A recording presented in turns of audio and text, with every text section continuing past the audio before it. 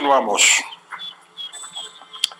Me senté en uno de los bancos que punteaban el recorrido del paseo y contemplé el sol ponerse en el otro extremo del valle de la Cerdanía. Desde ahí, a unos 200 metros, se apreciaba la silueta de una pequeña ermita aislada en el centro de un campo nevado. Sin saber muy bien por qué, me incorporé y me abrí camino entre la nieve en dirección al edificio. Cuando me encontraba a una docena de metros, advertí que la ermita no tenía portal. La piedra estaba ennegrecida por las llamas que había devorado la estructura. Ascendí los peldaños que conducían a lo que había sido la entrada y me adentré unos pasos. Los restos de bancos quemados y de maderos desprendidos del techo asomaban entre cenizas.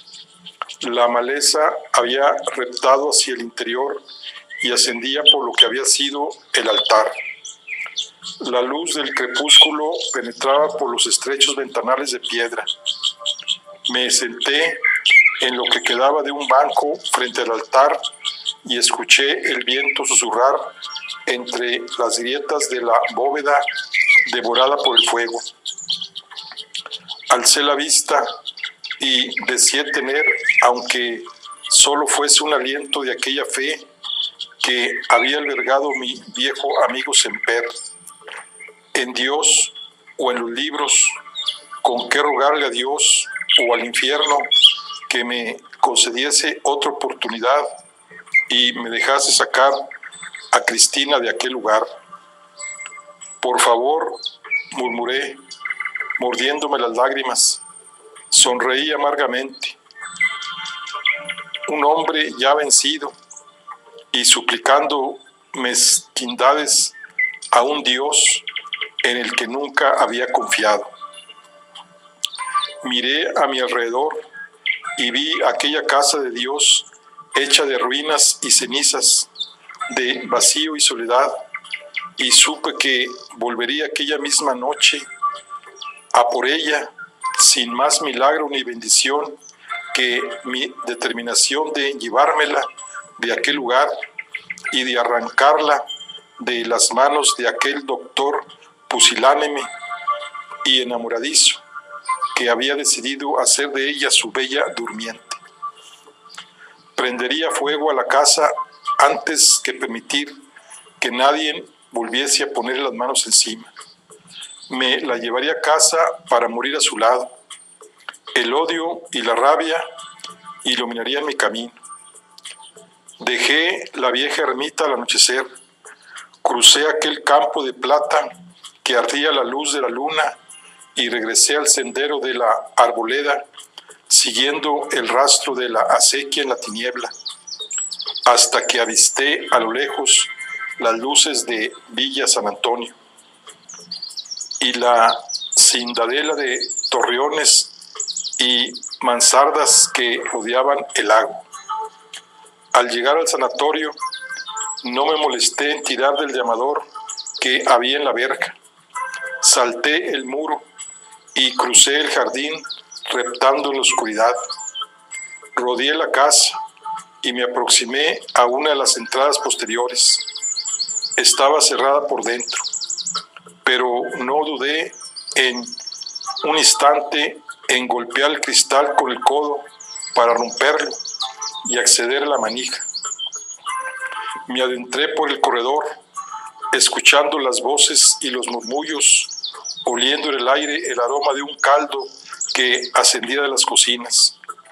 Crucé la planta hasta llegar a la habitación del fondo, donde el buen doctor había encerrado a Cristina. Sin duda, mientras fantaseaba con hacer de ella su bella durmiente, postrada para siempre en un limbo de fármacos y correas.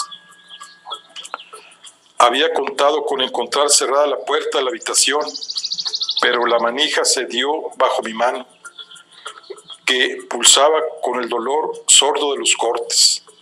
Empujé la puerta y entré en la habitación. Lo primero que advertí fue que podía ver mi propio aliento flotando frente a mi rostro. Lo segundo fue que el suelo de losas blancas estaba impregnado con pisadas de sangre. El ventanal que asomaba sobre el jardín estaba abierto de par en par y las cortinas ondeaban al viento. El lecho estaba vacío. Me acerqué y tomé una de las correas de cuero con las que el doctor y los enfermeros habían sujetado a Cristina. Estaban cortadas limpiamente, como si fueran de papel. Salí al jardín y vi brillando sobre la nieve un rastro de pisadas rojas que se alejaban hasta el muro. Lo seguí hasta ahí y palpé la pared de piedra que rodeaba el jardín. Había sangre en las piedras. Trepé y salté al otro lado. Las pisadas erráticas se alejaban en dirección al pueblo. Recuerdo que eché a correr. Seguí las huellas sobre la nieve hasta el parque que rodeaba el lago. La luna llena ardía sobre la gran lámina de hielo. Fue ahí donde la vi. Se adentraba lentamente cojeando sobre el lago helado, un rastro de pisadas ensangrentadas a su espalda. La brisa agitaba el camisón que envolvía su cuerpo.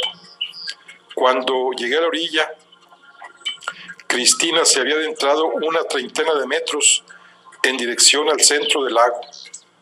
Grité su nombre y se detuvo.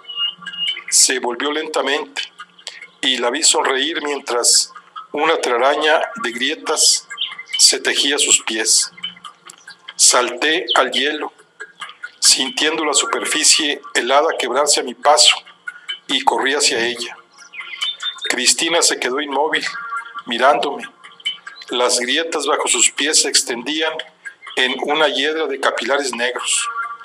El hielo cedía bajo mis pasos y caí de bruces. «Te quiero», la oí decir. Me arrastré hacia ella, pero la red de grietas crecía bajo mis manos y la rodeó. Nos separaba apenas unos metros cuando escuché el hielo quebrarse y ceder bajo sus pies. Unas fauces negras se abrieron bajo ella y la engulleron como un pozo de alquitrán. Tan pronto desapareció bajo la superficie, las placas de hielo se unieron sellando la apertura por la que Cristina se había precipitado. Su cuerpo se deslizó un par de metros bajo la lámina de hielo impulsada por la corriente. Conseguí arrastrarme hasta el lugar donde había quedado atrapada y golpeé el hielo con todas mis fuerzas. Cristina, los ojos abiertos y el pelo ondulando en la corriente, me observaba desde el otro lado de aquella lámina translúcida. Golpeé hasta destrozarme las manos en vano. Cristina nunca apartó sus ojos de los míos. Posó su mano sobre el hielo y sonrió. Las últimas burbujas de aire escapaban ya de sus labios y sus pupilas se dilataban por última vez. Un segundo después, lentamente, empezó a hundirse para siempre en la negrura. No volví a la habitación a recoger mis cosas. Oculto entre los árboles que rodeaban el lago, pude ver cómo el doctor y un par de guardias civiles acudían al hotel y los vi hablar con el gerente a través de los cristales. Al abrigo de calles oscuras y desiertas, crucé el pueblo hasta llegar a la estación enterrada en la niebla. Dos faroles de gas permitían adivinar la silueta de un tren que esperaba en el andén. El semáforo rojo encendido a la salida de la estación tenía su esqueleto de metal oscuro. La máquina estaba parada. Lágrimas de hielo pendían de rieles y palancas como gotas de gelatina. Los vagones estaban a oscuras. las ventanas veladas por la escarcha. No se veía luz en la oficina del jefe de estación. Todavía faltaban horas para la salida del tren y la estación estaba desierta. Me acerqué a uno de los vagones y probé abrir una de las portezuelas. Estaba trabada por dentro. Bajé a las vías y rodeé el tren. Al amparo de las sombras, trepé a la plataforma de paso entre los dos vagones de cola y probé suerte con la puerta que comunicaban los coches. Estaba abierta. Me colé en el vagón y avancé en la penumbra hasta uno de los compartimientos. Entré y trabé el cierre por dentro. Temblando de frío, me desplomé en el asiento. No me atreví a cerrar los ojos por temor a encontrar esperándome la mirada de Cristina bajo el hielo. Pasaron minutos, tal vez horas. En algún momento me pregunté por qué me estaba ocultando y por qué era incapaz de sentir nada. Me refugié en aquel vacío y esperé ahí oculto como un fugitivo, escuchando los 1000 quejidos del metal y la madera contrayéndose por el frío. Escruté las sombras tras las ventanas hasta que el haz de un farol rozó las paredes del vagón y escuché voces en el andén. Abrí una mirilla con los dedos sobre la película de Bao que enmascaraba los cristales y pude ver que el maquinista y un par de operarios se dirigían hacia la parte delantera del tren.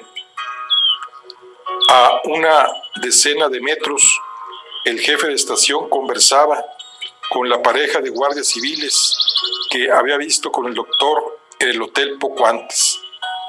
Le vi asentir y sacar un manojo de llaves mientras se aproximaba al tren, seguido por los 2 guardias civiles. Me retiré de nuevo al compartimiento. Un segundo más tarde, pude oír el ruido de las llaves y el chasquido de la portezuela del vagón al abrirse. Unos pasos avanzaron del extremo del vagón. Levanté el pestillo del cierre, dejando la puerta del compartimiento abierta, y me tendí en el suelo bajo una de las bancadas de asiento, pegándome a la pared. Oí los pasos de la Guardia Civil aproximarse. El haz de los faroles que sostenían en las manos, trazando agujas de luz azul que resbalaban por los cristales de los compartimientos. Cuando los pasos se detuvieron frente al mío, contuve la respiración. Las voces se habían acallado. Oí abrirse la portezuela y las botas cruzaron a un par de palmos de mi rostro.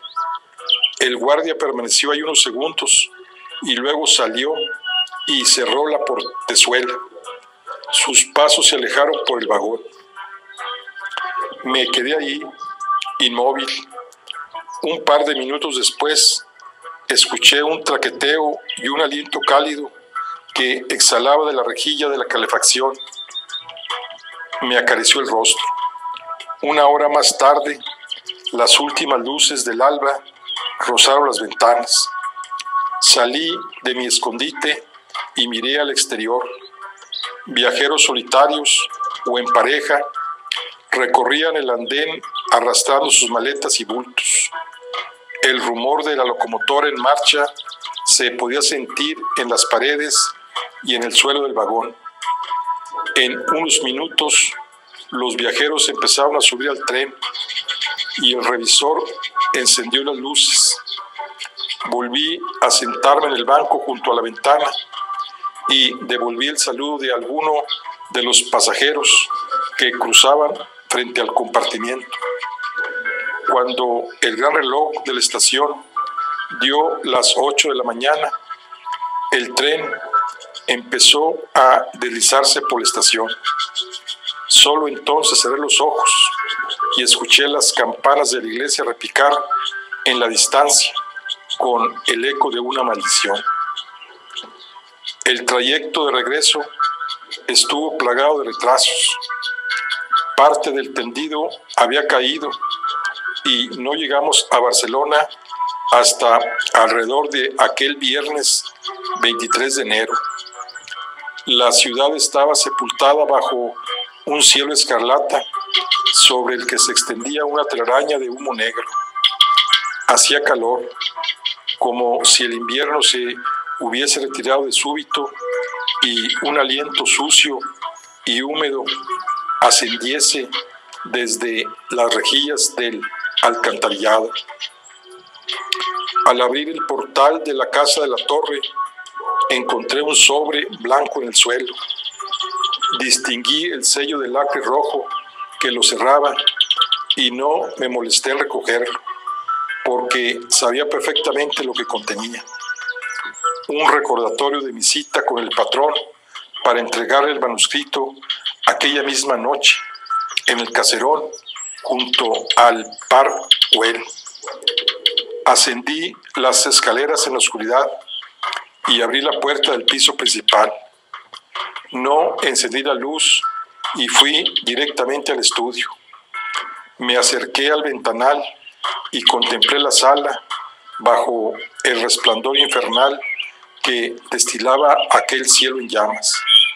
La imaginé ahí, tal como me lo había descrito, de rodillas frente al baúl, abriendo el baúl y extrayendo la carpeta con el manuscrito, leyendo aquellas páginas malditas con la certeza de que debía destruirlas, encendiendo los fósforos y acercando la llama al papel.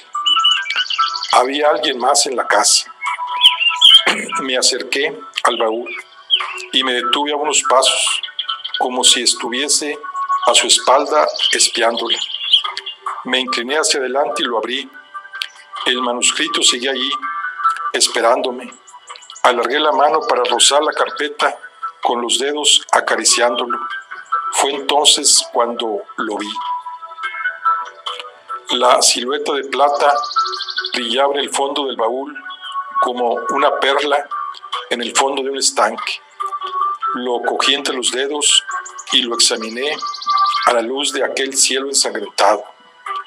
El broche del ángel. Hijo de puta, me oí decir. Saqué la caja con el viejo revólver de mi padre del fondo del armario. Abrí el tambor y comprobé que estaba cargado. Guardé el resto del cajetín de municiones en el bolsillo izquierdo de mi abrigo. Envolví el arma en un paño y la metí en el bolsillo derecho. Antes de salir, me detuve un instante a contemplar al extraño que me miraba desde el espejo del recibidor. Sonreí, la paz del odio ardiendo en mis venas, y salí a la noche. La casa de Andreas Corelli se alzaba en la colina, contra el manto de nubes rojas. Tras ella se mecía el bosque de sombras del Parc Güell. La brisa agitaba las ramas y las hojas siseaban como serpientes en la oscuridad. Me detuve frente a la entrada y examiné la fachada. No había una sola luz prendida en toda la casa. Los postijos de los ventanales estaban cerrados. Escuché a mi espalda la respiración de los perros que merodeaban tras los muros del parque, siguiendo mis pasos.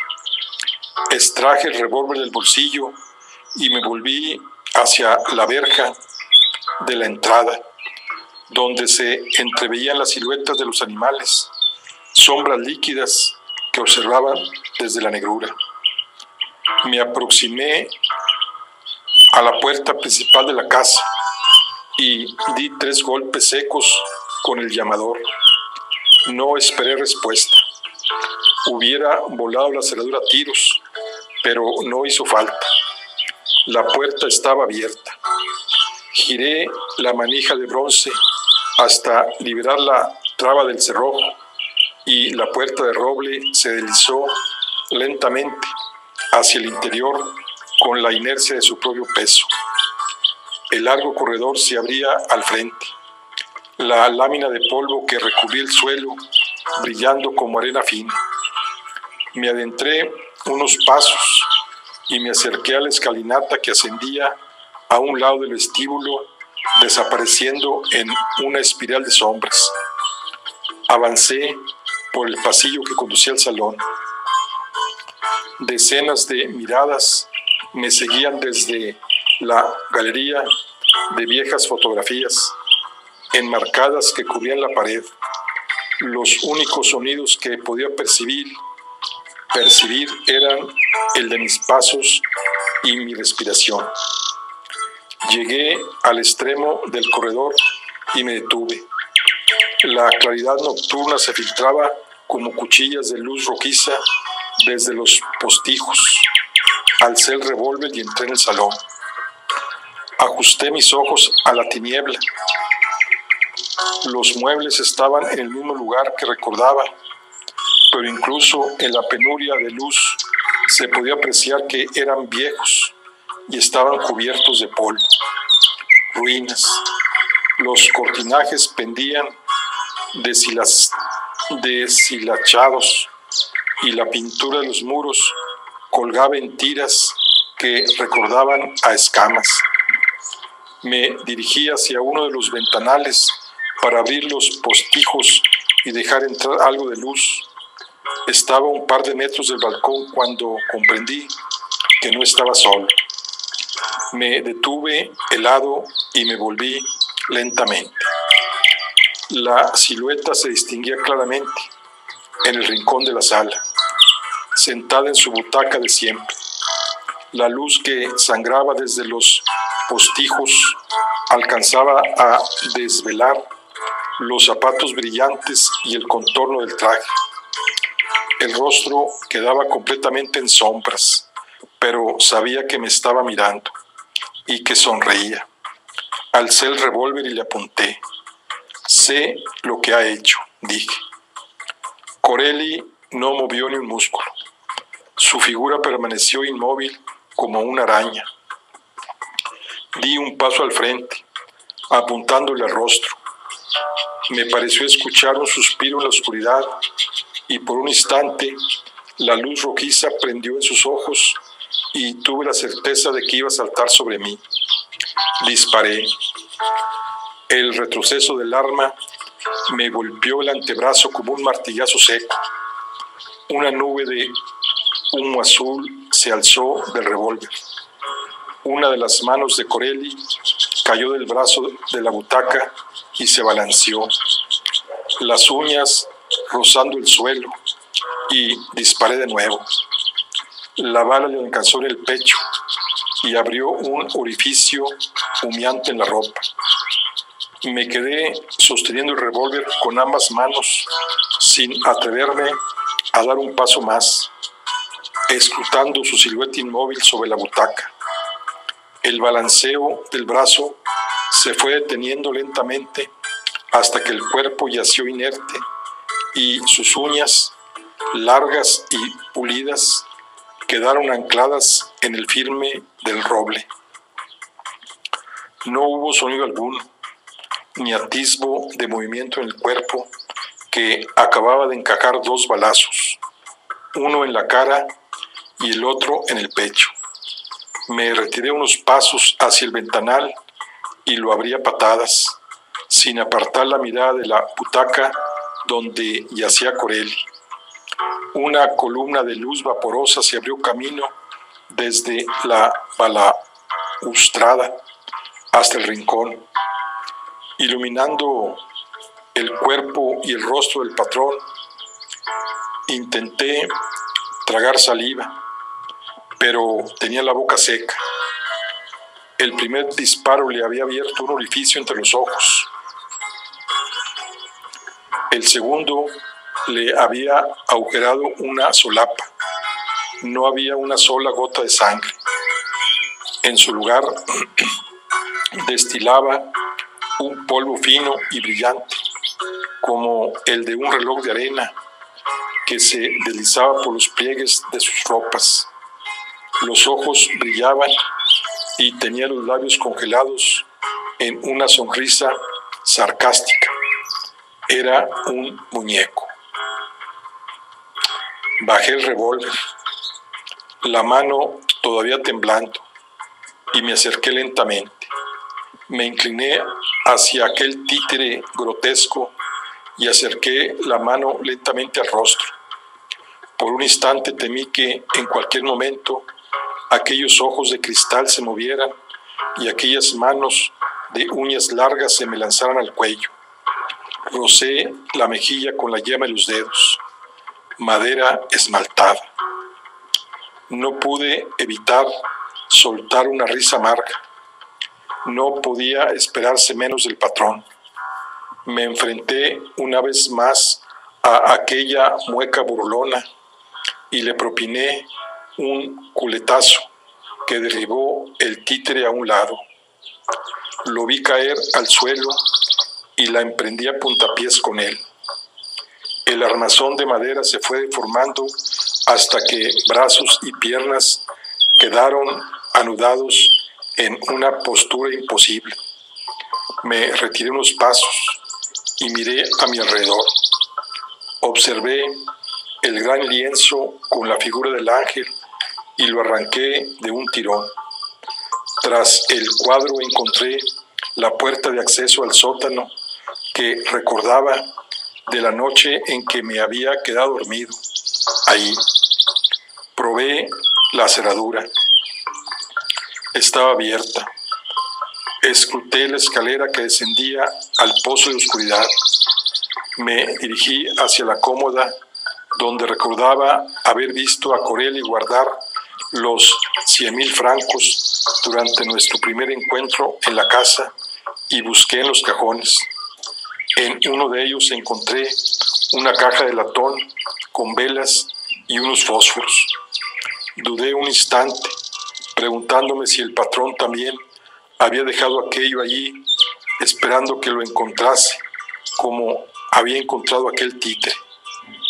Encendí una de las velas y crucé el salón en dirección a la puerta.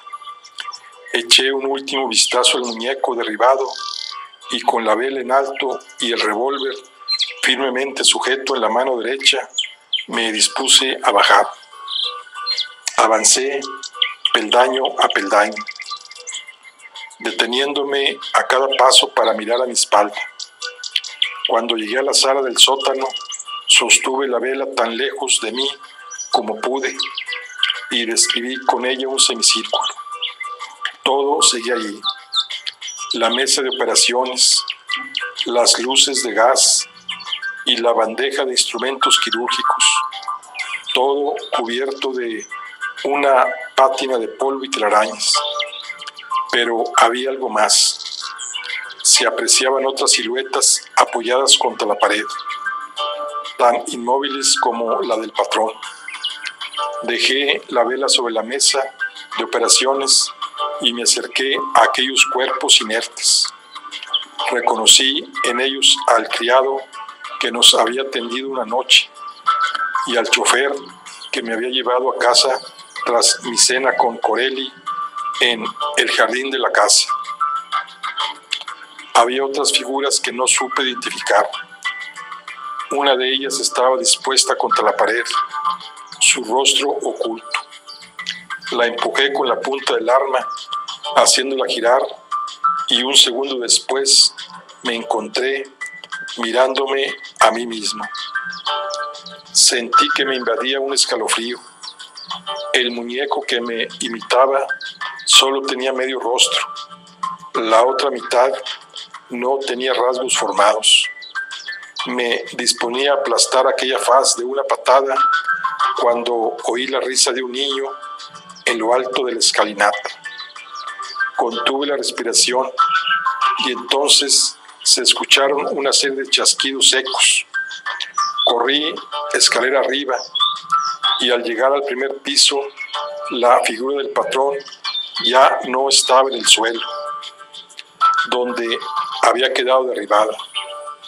Un rastro de pisadas se alejaba de ahí en dirección al corredor. Armé el percutor del revólver y seguí aquel rastro hasta el pasillo que conducía al vestíbulo. Me detuve en el umbral y alcé el arma. Las pisadas se detenían a medio pasillo. Busqué la forma oculta del patrón entre las sombras, pero no había rastro de él. Al fondo del pasillo, la puerta principal seguía abierta. Avancé lentamente hasta el punto donde se detenía el rastro. No reparé en ello hasta unos segundos más tarde, cuando advertí que el hueco que recordaba entre los retratos de la pared ya no estaba.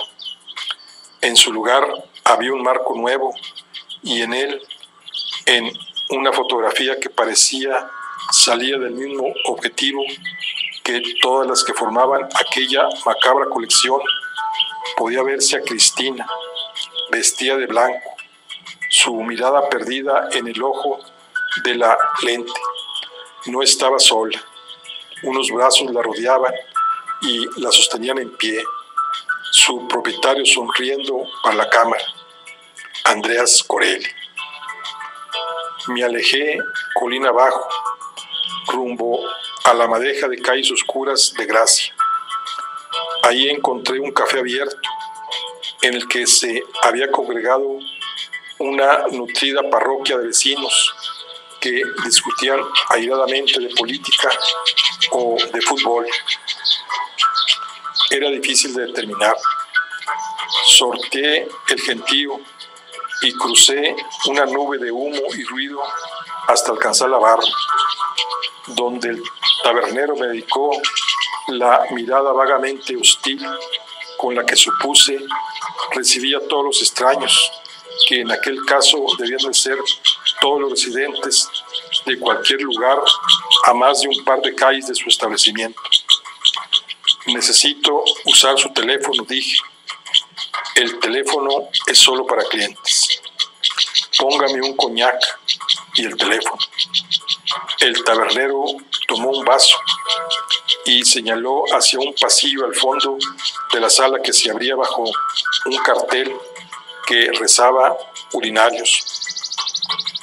Ahí encontré un amago de cabina telefónica al fondo, justo frente a la entrada de los aseos, expuesta a un intenso tufo a amoníaco y al ruido que se filtraba desde la sala. Descolgué el auricular y esperé para obtener línea. Unos segundos más tarde me respondió una operadora del intercambio de la compañía telefónica.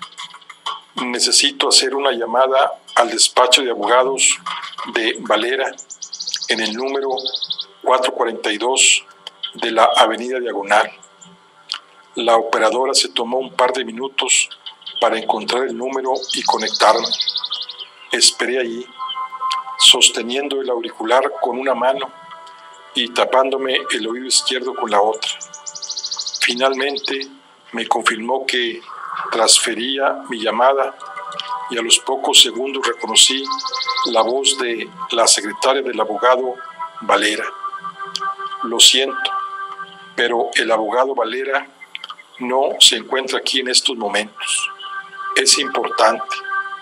Dígale que mi nombre es Martín, David Martín. Es un asunto de vida o muerte. Ya sé quién es usted, señor Martín. Lo siento, pero no puedo ponerle con el abogado porque no está. Son las 9:30 de la noche y hace ya rato que se ha retirado. Deme entonces la dirección de su casa. No puedo facilitarle esa información, señor Martín. Lo lamento. Si lo desea, puede llamar mañana por la mañana y... Colgué el teléfono y volví a esperar en la línea.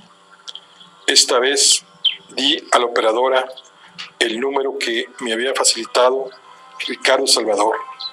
Su vecino contestó la llamada y me indicó que subía a ver si el antiguo policía estaba en casa. Salvador contestó al minuto. Martín, ¿está usted bien? Está en Barcelona. Acabo de llegar. Tiene que ir con mucho cuidado. La policía le busca. Vinieron por aquí haciendo preguntas sobre usted y sobre Alicia Marlaska. Víctor Grandes, creo que sí. Iba con un par de grandulones que no me gustaron nada. Me parece que le quieren endosar a usted las muertes de Robles y la viuda Marlaska. Es mejor que se ande con mucho ojo. Seguramente lo estarán vigilando. Si quiere, puede venir aquí. Gracias, señor Salvador. Lo pensaré. No quiero meterle en mal líos. Haga lo que haga, ándese con ojo. Creo que tenía usted razón. Jaco ha vuelto. No sé por qué, pero ha vuelto. ¿Tiene algún plan? Ahora voy a intentar encontrar al abogado Valera. Creo que en el centro de todo esto está el editor para el que trabajaba Marlaska. Y creo que Valera es el único que sabe la verdad. Salvador hizo una pausa. ¿Quiere que le acompañe? No creo que sea necesario. Le llamaré una vez haya hablado con Valera. Como prefiera. ¿Va armado? Sí. Me alegro de oírlo. Señor Salvador, Robles me habló de una mujer en el Somorrostro a la que Marlaska había consultado. Alguien a quien había conocido a través de Irene Sabín, la bruja de Somorrostro.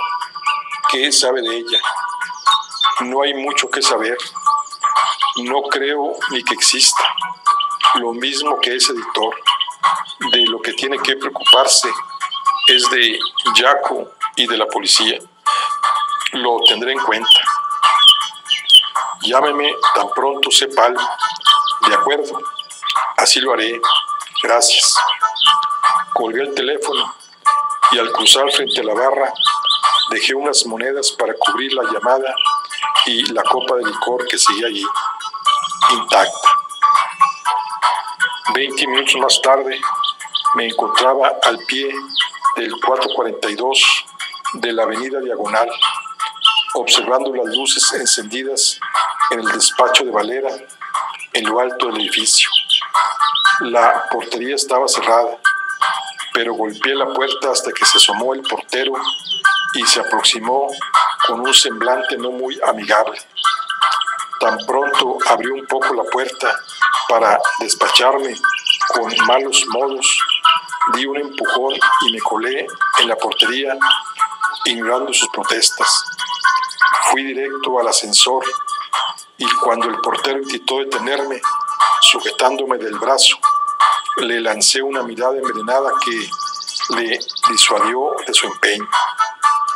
Cuando la secretaria de Valera abrió la puerta, su semblante de sorpresa se transformó rápidamente en uno de temor, particularmente cuando encajé el pie en la abertura para evitar que me cerrase en las narices y entré sin invitación.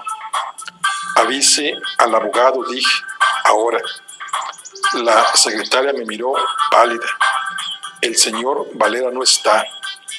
La cogí del brazo y la empujé hasta el despacho del abogado.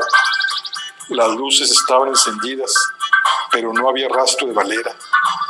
La secretaria sollozaba, aterrorizada, y me di cuenta de que le estaba clavando los dedos en el brazo. La solté y retrocedió unos pasos. Estaba temblando. Suspiré e intenté esbozar un gesto tranquilizador que solo sirvió para que viese el revólver que asomaba por la cintura del pantalón. Por favor, señor Martín, le juro que el señor Valera no está. La creo. Tranquilícese. Solo quiero hablar con él. Nada más. La secretaria sintió. Le sonreí. Sea tan amable de tomar el teléfono y llamarle a su casa, indiqué. La secretaria levantó el teléfono y murmuró el número del abogado a la operadora. Cuando obtuvo contestación, me tendió el auricular. «Buenas noches», aventuré. «Martín, qué desafortunada sorpresa», dijo Valera al otro lado de la línea. «¿Puedo saber qué está usted haciendo en mi despacho a estas horas de la noche, amén de aterrorizar a mis empleados? Lamento las molestias, abogado, pero me urge localizar a su cliente, el señor Andreas Corelli, y usted es el único que puede ayudarme». Un largo silencio. «Me temo que se equivoca, Martín. No puedo ayudarle. Confiaba en poder resolver esto amigablemente, señor Valera. No lo entiende usted, Martín. Yo no conozco al señor Corelli. Perdón. Nunca le he visto, ni he hablado con él, y mucho menos sé dónde encontrarle. Le recuerdo que él le contrató para sacarme de jefatura. Recibimos una carta un par de semanas antes y un cheque de su parte, indicándonos que era usted un asociado suyo, que el inspector Grandes estaba atosigándole y que nos encargásemos de su defensa en caso necesario. Con la carta venía el sobre que nos pidió que le entregásemos en persona. Yo me limité a ingresar el cheque y pedir a mis contactos en jefatura que me avisaran si le llevaban a usted por ahí. Así fue, y como usted bien recuerda, cumplí mi parte del trato y le saqué de la jefatura amenazando a Grandes con un temporal de molestias si no se avenía a facilitar su puesta en libertad. No creo que pueda usted quejarse de nuestros servicios». En esa ocasión, el silencio fue mío. Si no me cree, pídale a la señorita Margarita que le muestre la carta. «La carta», añadió Valera. «¿Qué hay de su padre?», pregunté. Mi padre, su padre y Marlaska tenían tratos con Corelli. Él debía de saber algo. Le aseguro que mi padre nunca tuvo trato directo alguno con el tal señor Corelli.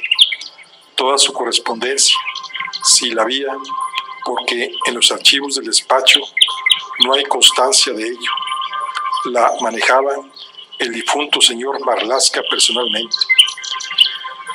De hecho, y ya que usted lo pregunta, puedo decirle que mi padre llegó a dudar de la existencia del tal señor Corelli, sobre todo en los últimos meses de vida del señor Marlaska, cuando éste empezó a tratar, por decirlo de algún modo, con aquella mujer. ¿Qué mujer? La corista, Irene Sabino. Le oí suspirar irritado. Antes de morir, el señor Marlaska dejó un fondo de capital bajo la administración y tutela del despacho, desde donde debía efectuarse una serie de pagos a una cuenta a nombre de un tal Juan Corbera y de María Antonia Sanahúja. Jaco e Irene Sabino, pensé. ¿De cuánto era el fondo? Era un depósito en divisa extranjera. Creo recordar que rondaba los 100,000 francos franceses. Dijo Marlaska de dónde había sacado ese dinero. Somos un bufete de abogados, no un gabinete de detectives.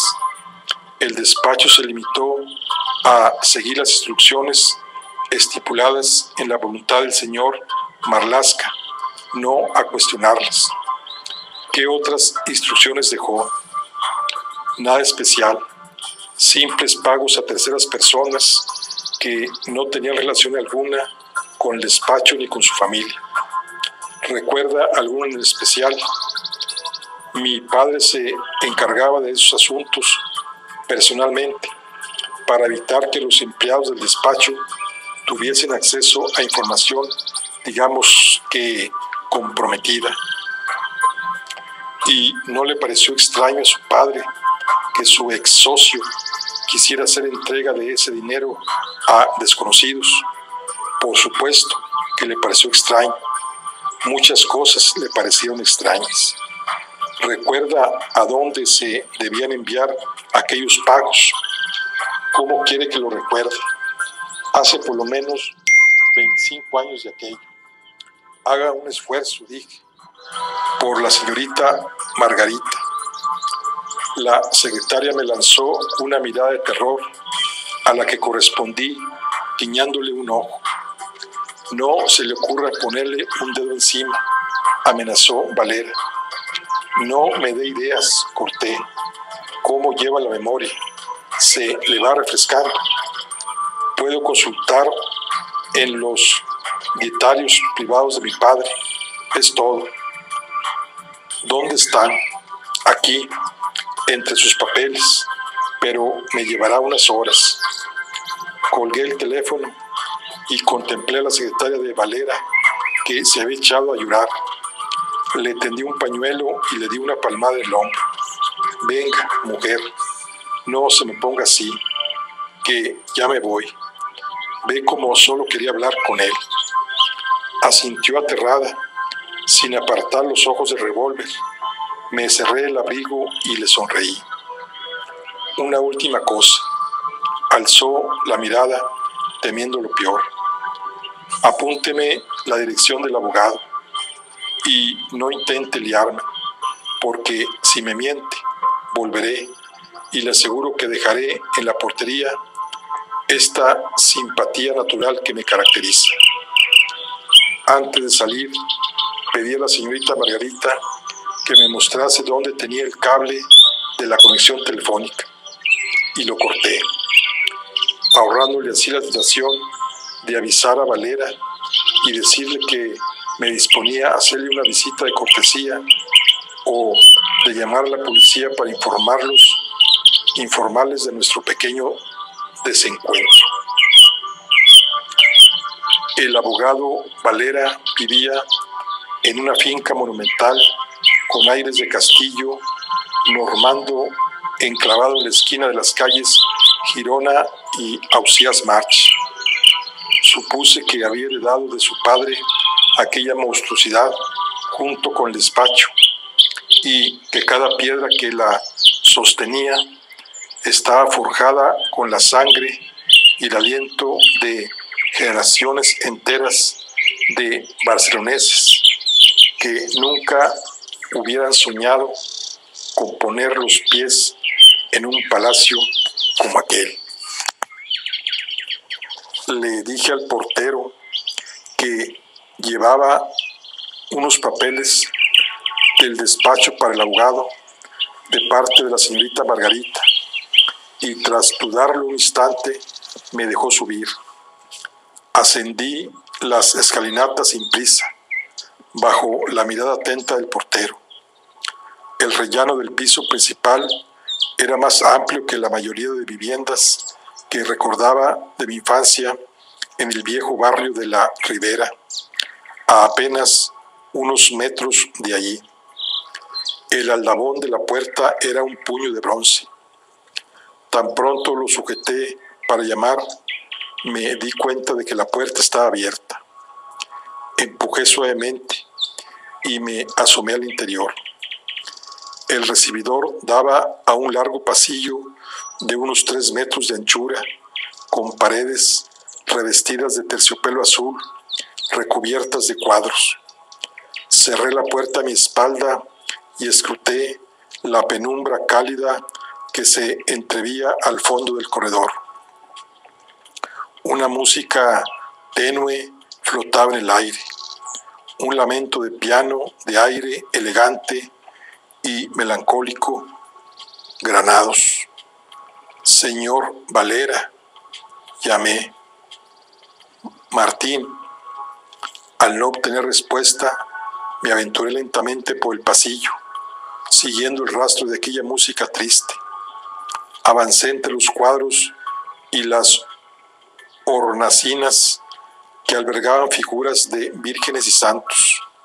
El pasillo estaba jalonado por arcos sucesivos velados por visillos. Fui atravesando velo tras velo hasta llegar al final del corredor, donde se abría una gran sala en penumbra. El salón era rectangular y tenía las paredes cubiertas de estanterías de libros del suelo al techo. Al fondo se distinguía una gran puerta entreabierta y más allá la tiniebla parpadeante y anaranjada de una hoguera. Valera, llamé de nuevo levantando la voz. Una silueta se perfiló en el haz de luz que proyectaba el fuego desde la puerta entornada. Dos ojos brillantes me examinaron con recelo. Un perro, que me pareció un pastor alemán, pero que tenía todo el pelaje blanco, se aproximó lentamente. Me quedé quieto, desabotonando lentamente el abrigo y buscando el revólver. El animal se detuvo a mis pies y me miró, dejando escapar un lamento. Le acaricié la cabeza y me lamió los dedos. Después se dio la vuelta y se acercó a la puerta tras la que brillaba el resplandor del fuego. Me detuve en el umbral y me miró, se detuvo en el umbral y me miró de nuevo. Le seguí. Al otro lado de la puerta encontré una sala de lectura presidida por un gran hogar. No había más luz que la que desprendían las llamas y una danza de sombras parpadeantes reptaba por las paredes y el techo. En el centro de la sala había una mesa sobre la que reposaba un gramófono del que emanaba aquella música. Frente al fuego, de espaldas a la puerta, había un gran butacón de piel. El perro se acercó al sillón y se volvió de nuevo a mirarme. Me aproximé hasta ahí, justo lo suficiente para ver la mano que descansaba sobre el brazo del sillón, sosteniendo un cigarro encendido que desprendía una pluma de humo azul que ascendía lentamente. Valera, soy Martín. La puerta estaba abierta. El perro se tendió a los pies de la butaca, sin dejar de mirarme fijamente. Me acerqué lentamente y rodeé el sillón. El abogado Valera estaba sentado frente al fuego, con los ojos abiertos y una sonrisa leve en los labios. Vestía un traje de 3 piezas y en la otra mano sostenía un cuaderno de piel sobre el regazo. Me coloqué frente a él y le miré a los ojos. No pestañaba. Entonces advertí aquella lágrima roja, una lágrima de sangre que le descendía lentamente por la mejilla. Me arrodillé frente a él y tomé el cuaderno que sostenía. El perro me lanzó una mirada desolada y le acaricié la cabeza. Lo siento, murmuré. El cuaderno estaba anotado a mano y parecía una suerte de dietario con entradas de párrafos fechados y separados por una línea breve. Valera lo tenía abierto por la mitad. La primera entrada de la página en la que se había quedado indicaba que la anotación correspondía al 23 de noviembre de 1904. Aviso de caja 356 A23 1104, 7.500 pesetas a cuenta de fondo DM. Envío con Marcel en persona a la dirección proporcionada por DM. Pasaje detrás del cementerio viejo. Taller de escultura, Sanabres e hijos. Releí aquella entrada varias veces, intentando arañarle algo de sentido. Conocí aquel pasaje de mis años en la redacción de La Voz de la Industria. Era una miserable callejuela, hundida, tras los muros del cementerio del Pueblo Nuevo, en el que se anudaban talleres de lápidas y esculturas funerarias, y que iba a morir a una de las rieras que cruzaban la playa del Bogatel y la ciudadela de Chabolas, que se extendía hasta el mar, el Somorrostro. Por algún motivo, Marlaska había dejado instrucciones para que se pagase una suma considerable a uno de aquellos talleres.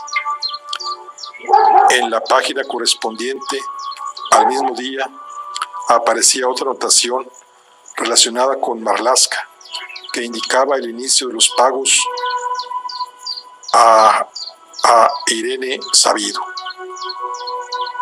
a Jaco e Irene Sabino.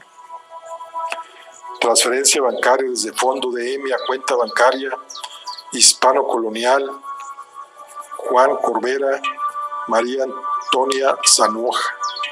Primera mensualidad de 7,000 pesetas. Establecer programas de pagos. Seguí pasando páginas. La mayoría de las anotaciones eran de gastos y operaciones menores relacionadas con el despacho. Tuve que recorrer varias páginas más, repletas de críticos recordatorios, para encontrar otro en el que se mencionaba a Marlaska. De nuevo, se trataba de un pago metálico entregado a través del tal Marcel, probablemente uno de los pasantes del despacho.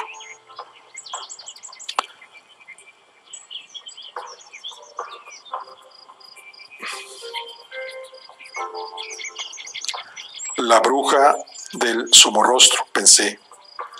Después de muerto, Diego Marlaska había estado repartiendo importantes cantidades de dinero a través de su socio.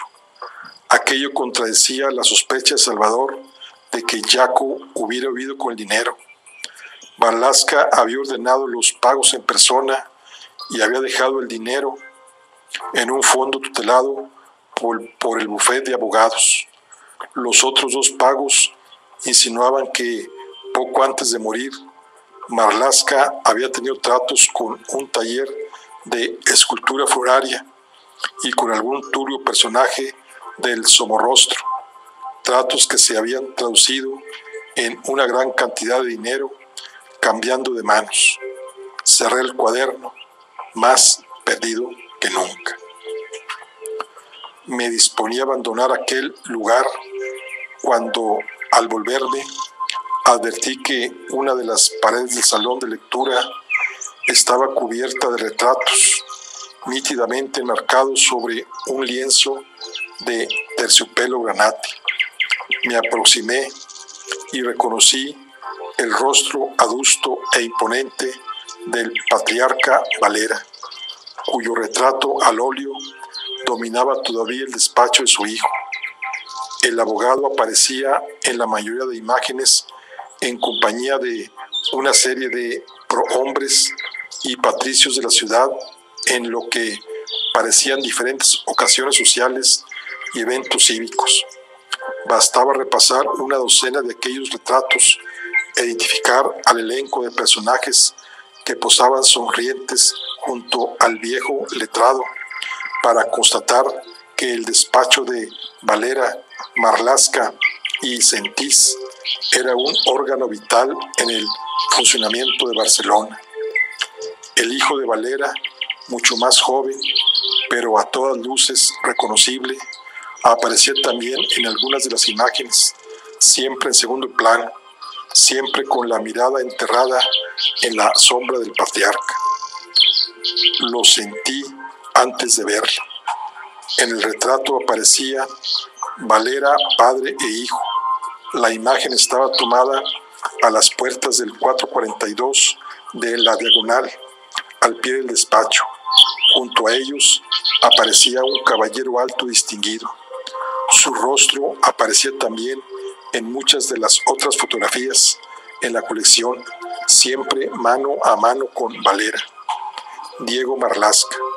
Me concentré en aquella mirada turbia, el semblante afilado y sereno, contemplándome desde aquella instantánea tomada 25 años atrás, al igual que el patrón, no había envejecido un solo día.